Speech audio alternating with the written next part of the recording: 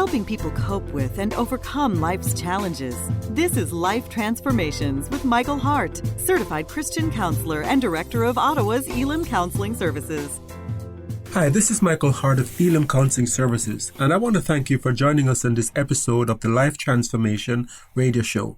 Today we have another interesting show lined up for you. We're doing part 2 of the Overcoming the Imposter Syndrome. So stay tuned. It's going to be a very interesting show as we look at tips and techniques for helping you overcome the imposter syndrome. If you have missed past part 1, you can listen to it by going to our website at ElimCounselingMinistry.com. If you have any questions pertaining to this show or any of the other shows, you can call us at 613-699-1677. Again, 613-699-1677. For first-time listeners, if you're wondering who is Elim, I am not Mr. Elim.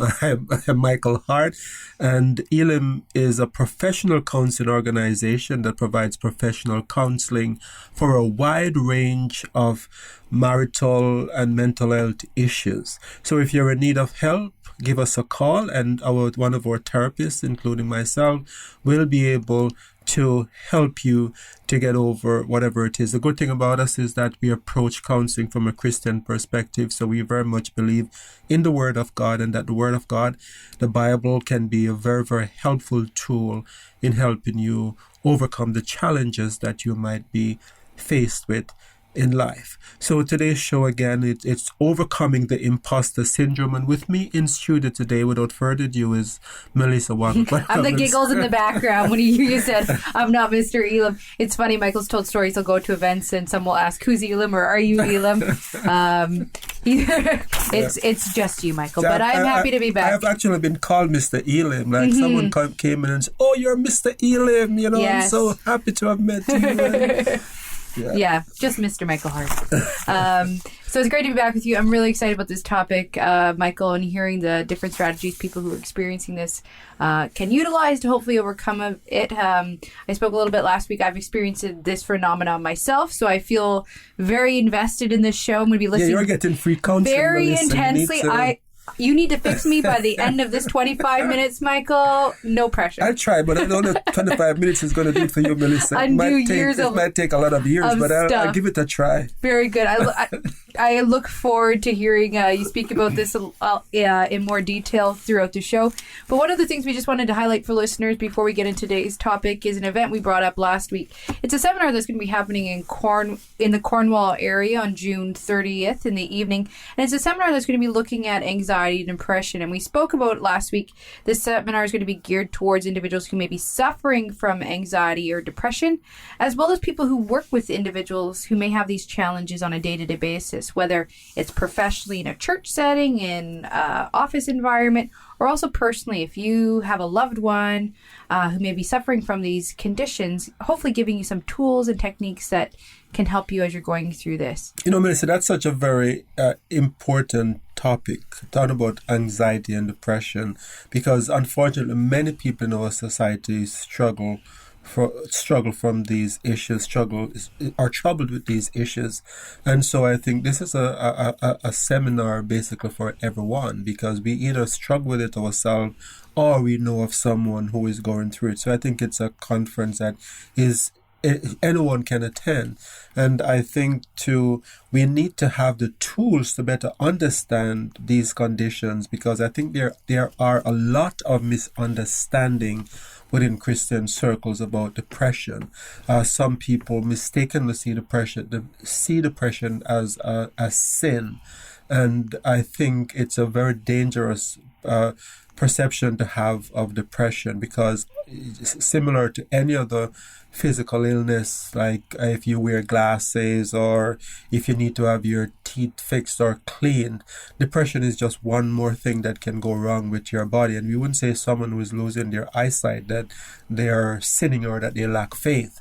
In the same way, we shouldn't be labeling people who have depression, that labeling them as lacking faith or not believing enough. It's just just an illness that has to do with the mind. The mind can become sick in just the same way as other parts of our bodies can become ill. And so where specifically in Cornwall is this going to be held? And I was wondering if you could also, I said it's June 30th, but clarify, what time is this going to be running as well? So the time will be from 7 o'clock to 9 o'clock. Mm-hmm.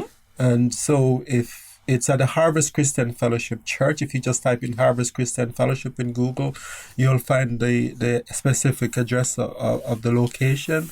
And the seminar will be from 7 to 9 and as well. And like many of the events we highlight on the show and bring up for our listeners, space is limited.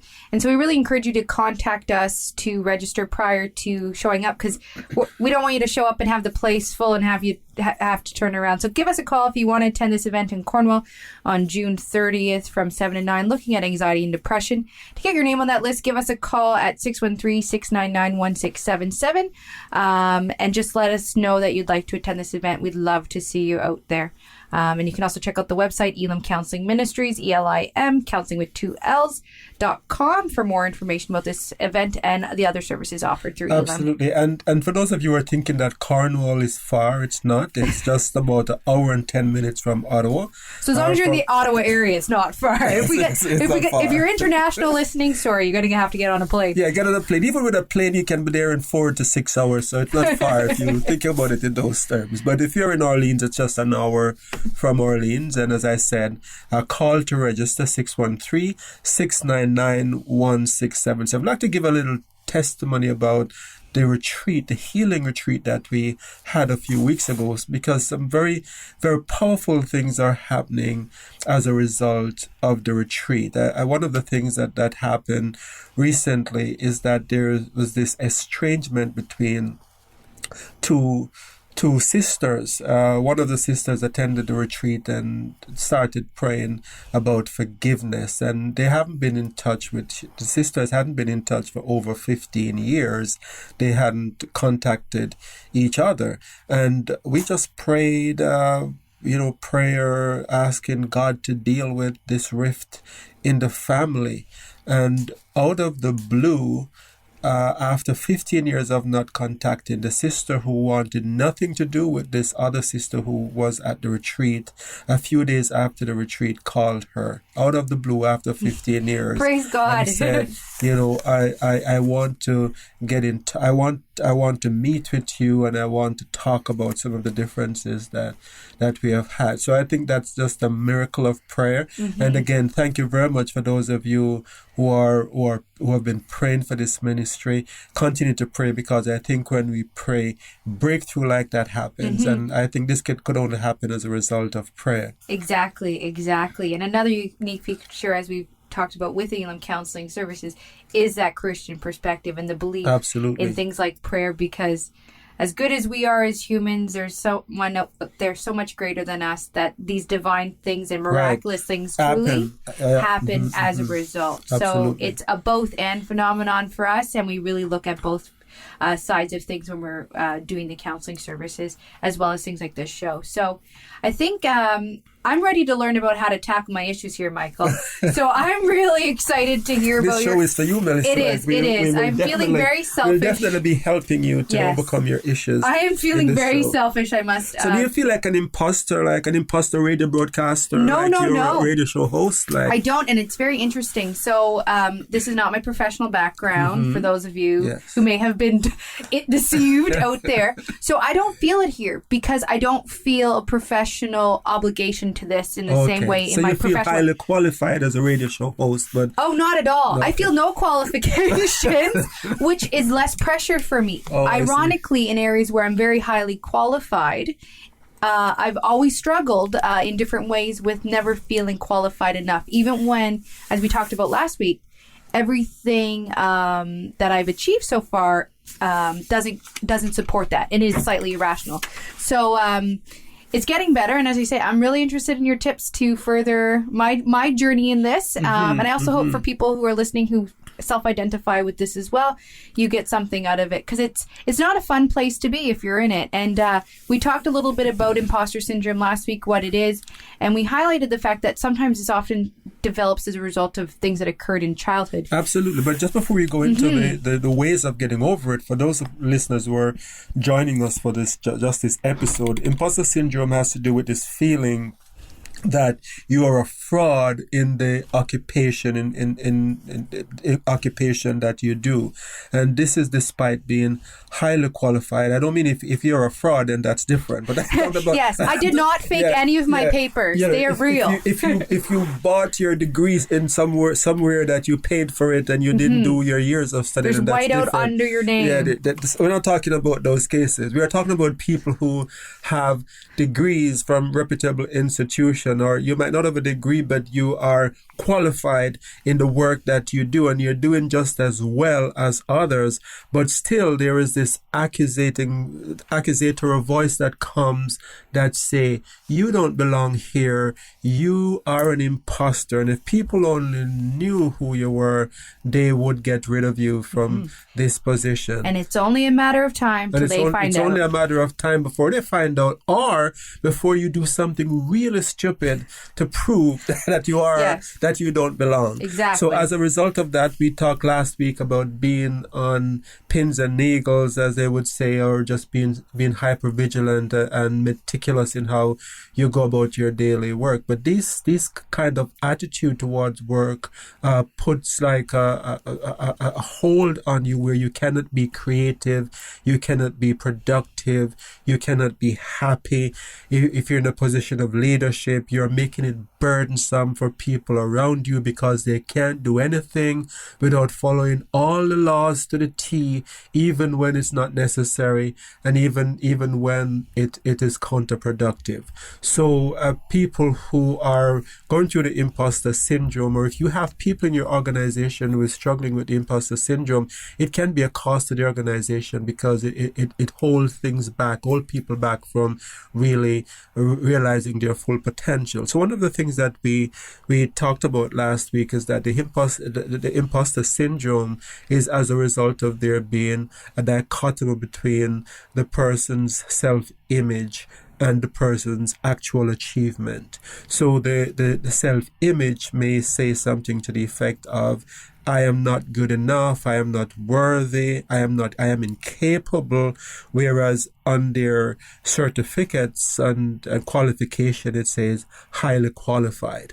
So because of that dichotomy, there is this constant battle that goes on internally where this person just cannot feel that they are capable of doing their job. And last week we alluded to, but we didn't go into it in too much detail about some of this dichotomy and this self-image being developed out of experiences in childhood. Yes. So I was wondering if briefly you could just touch on what kind of experiences these people may have had.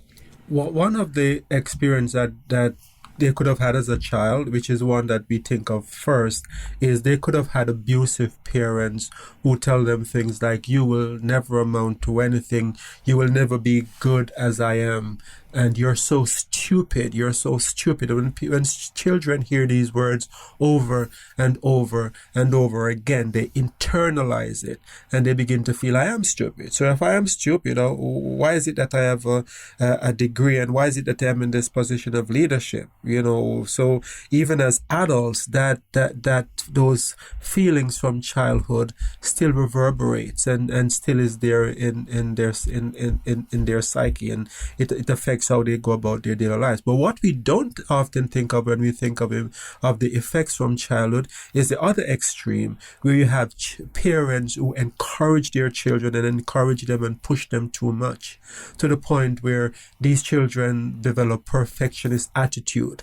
So if you're told that you always had to do the best, or you always had to be the best, then that too can result in this imposter syndrome, because if you have to be the best at all times, then you live in fear that you are not being your best, or that there is someone else who is going to be better than you. And so this feeling that I am not at my best, or I'm not doing my best, can result in a person being very anxious in their work environment and feeling that if they don't do a perfect job, that they're somehow flawed. And the irony with that is sometimes even when you are the best and there's empirical evidence that you are the best for whatever reason or in whatever way, right, it's very difficult to accept that. Absolutely. Because there's always someone who's supposed to be better than you or striving more. So right, that irrationality, again, comes out. Irrationality kicks in. Even when you're the best in a non-egotistical way. Yes. Or there is something that you didn't do perfectly. So you might have did a great job. You got a standing ovation. Everyone said, well done. But there was just this one person in the corner that didn't stand up and applaud. Mm-hmm. And so instead of looking at all the people who were cheering frantically for the presentation that you gave, your mind goes to, but John, he's in the back and he sat through the whole thing with his hand folded. And maybe he just had sore knees that day. Yeah, maybe he just had sore knees. He didn't want to... in your mind, I must have done a bad job because I didn't get this 100%. So and John knows. Perfectionist parents are another reason, right? Because when you have perfectionist parents that says 80 wasn't good enough and you always had to get 90, John represent that 20% or that 10% that you didn't get. And so it doesn't matter how much the other person cheered. I needed to have everyone give me a standing ovation. If you have just joined us, you're listening to the Life Transformation Radio Show. I'm your host, Michael Hart of ElimCounselling Services, and Melissa Wagon as well, discussing the imposter phenomenon. Yes. So we've tackled a lot about what it is and causes of but it. Before we go there, I just want to give the numbers again. Yeah, I suppose that's good too. Yeah, so 613-699-1677 is the way to get a hold of us. And you can also contact us by going to our website at ElimCounselingMinistry.com. Elim is spelled E-L-I-M, counseling with 2 L's, ministry.com. See, I'm just anxious to get to the solutions, Michael, so that you can, I can apply some of these to my own life. So we talked a lot about the why, the effects, and some of the childhood causes of these things. So if someone's listening and they're like, this is me, what strategies can they start implementing today to overcome some of these I guess feelings? The first strategy is this awareness of where it is coming from, because a lot of times we suffer and we have these symptoms and we have no insight or no understanding as to why we're feeling that way. We just know that we feel like a fraud and we feel like an imposter. But the Bible says that in John 10:32, you will know the truth and the truth will set you free. The truth will make you free. And so I think it's important to know the truth about why is it that I feel like an imposter. And if you can begin to take that first step of just looking at your life and say, where did this come from? Where did I start feeling as if I can't, or I am incapable, or I am not good enough? That's a very critical thing to do, because when you start doing that, then you can deal with whatever the pain is that has been reverberating throughout your life. If you don't know, then that pain becomes like a virus in the background of a computer that is just affecting the computer and sending out signals and is going undetected. So by knowing where that comes from, it gives you the possibility to then deal with it. Maybe it's the voice of a parent that say you couldn't amount to anything. Maybe it were a perfectionist parent.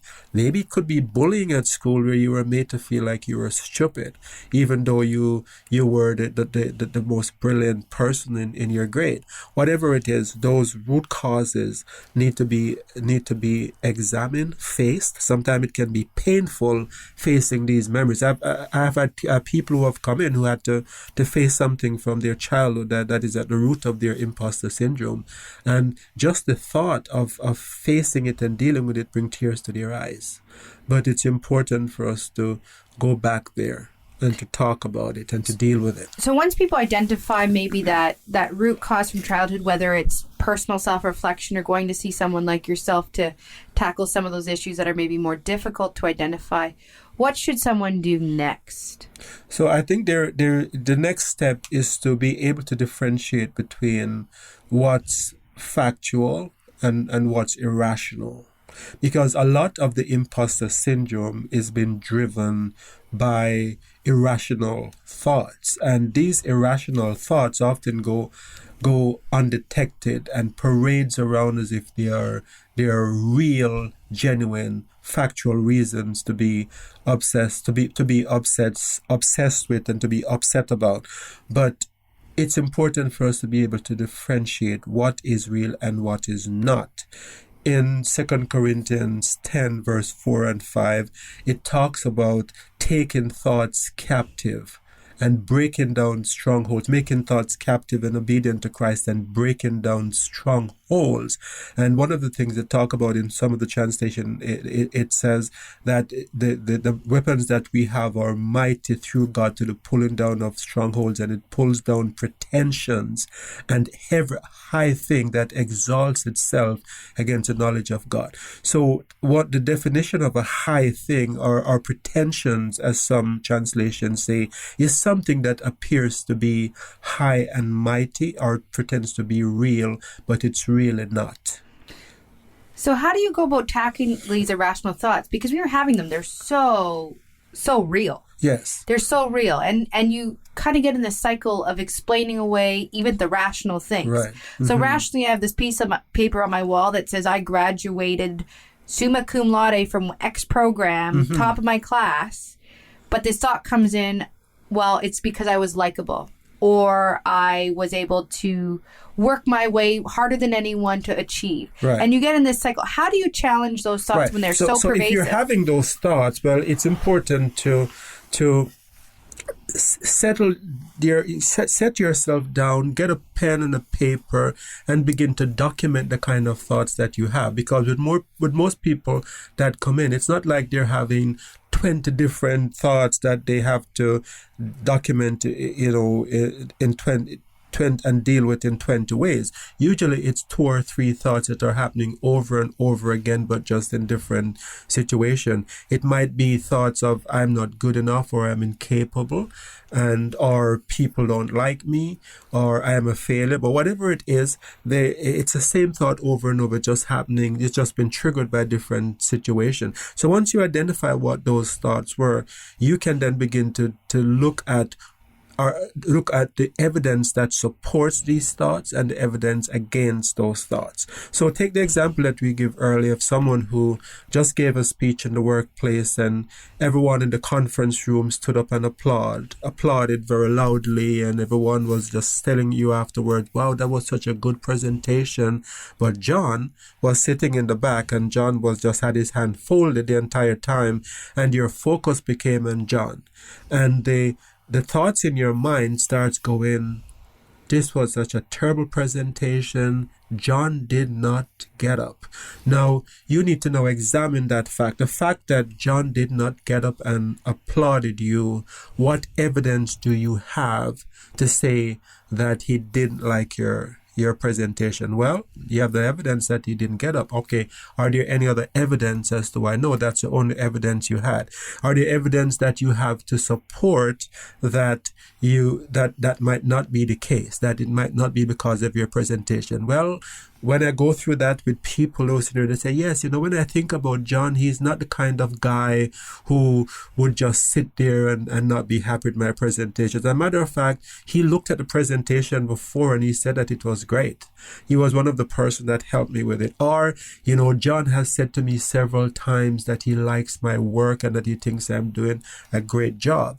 So those are facts now that can start building a rational case against this irrational thought that is saying my presentation was really awful and that's why John was sitting. What are some of the other evidence that, well, yes, now that I start think about it, John has bad knees. Right? No, exactly. We joked about poor John. He just had surgery. He can't stand up. He can't stand up. But or maybe he wouldn't stand for anyone. That's just not John's personality. That's how he is. Right? Mm-hmm. Maybe he's overweight and he's tired.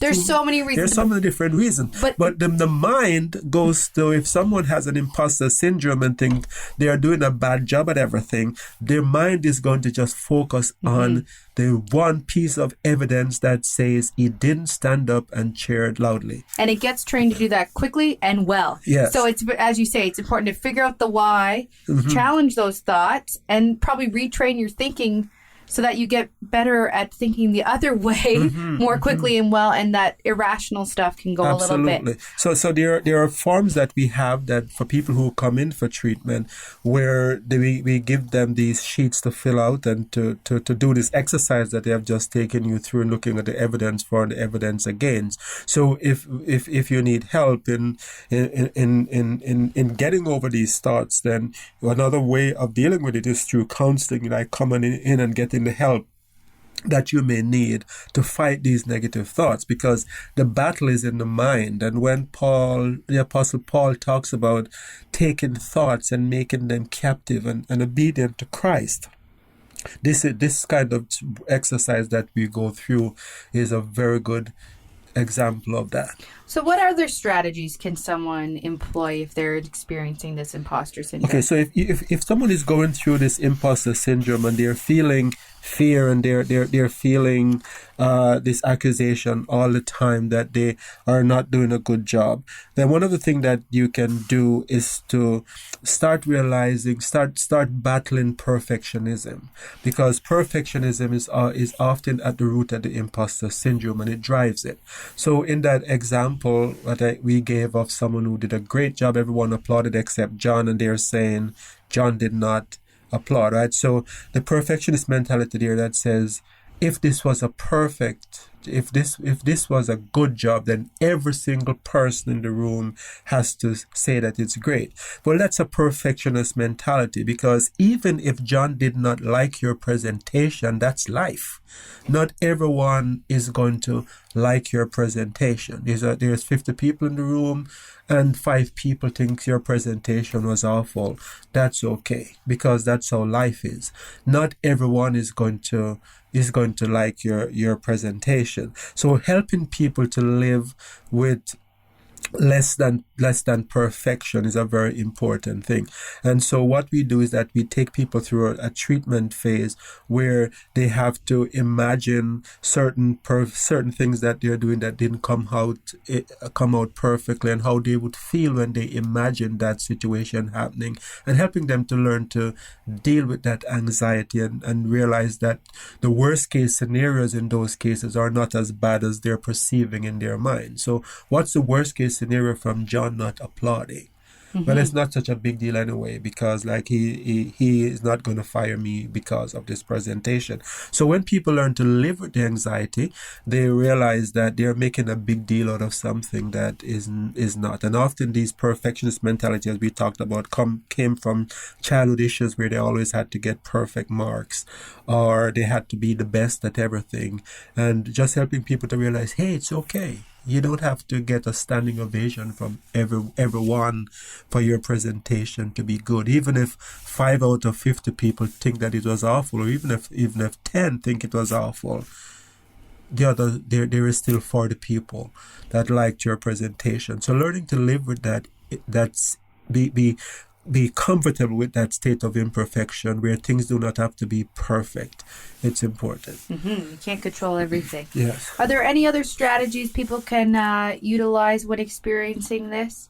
So another strategy is to get people to try creative things that deviate a little from their standard way of doing things, because the imposter syndrome being rooted around perfectionism and doing everything, dotting all the I's and crossing all the T's, can be very limiting, because people often put themselves in a box where they feel that if I don't do things this way, because they have always done it this way for 50 years, then the world, the planets are going to fall out of the sky. And so they have this rigid way of doing things, and they're often sucking the life out of the organization in which they are, because they are so rigid, and people around them is just having so much creativity and so much skill that needs to be released, and they can't release it because of this person who is in a position of power, who is very rigid with the rules. So having people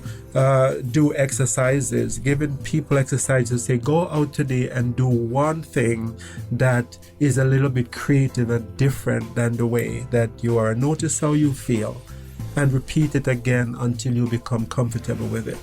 Because oftentimes it is driven by anxiety that says things have to be done perfect. And I realize as we are saying that we're almost out of time today. Thank you for that, Michael.